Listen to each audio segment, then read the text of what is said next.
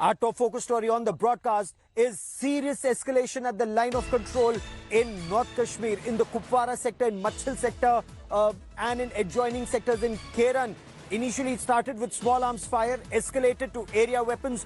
Mortars were used. The Pakistanis have unleashed their snipers at the line of control. They've been targeting Indian positions. We've had 2 fatalities. 2 brave Indian soldiers made the supreme sacrifice of their lives. 4 others have been injured. And now India is responding for effect.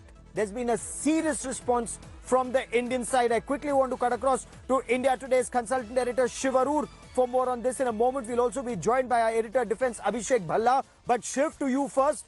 What explains this sudden spike of violence at the LOC this time?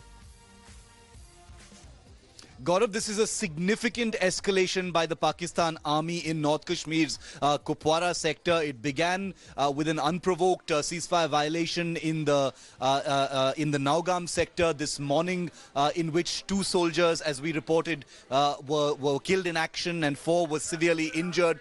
This was a direct attack on a mortar position. It was completely unprovoked. Very, very, tragic consequences of that, 2 soldiers dying. And then this afternoon, it significantly escalated to the Keran and Machil sectors, also in Kupwara, where the heavy and medium artillery were actually used. So not just mortars and small arms, but actual artillery shells were fired of the kind that are actually used during border conflicts and even the Kargil war, which you reported. So this is a significant escalation. There has been a crossfire that's been on for many weeks and months now during the standoff, in Ladakh. But this is clearly and very much part of Pakistan's design to pile the pressure on the Indian army even as the standoff in Ladakh continues. So this is something that the Indian army has very much catered for. It's not like it's come out of the blue or is any kind of a surprise. The fact that, a two-front operations is something that the Indian army, the Indian military in general, has always trained and prepared for. It's just that it's becoming more and more real with each passing day. Hello everyone, this is Rahul Kamal here. Hope you enjoyed this video.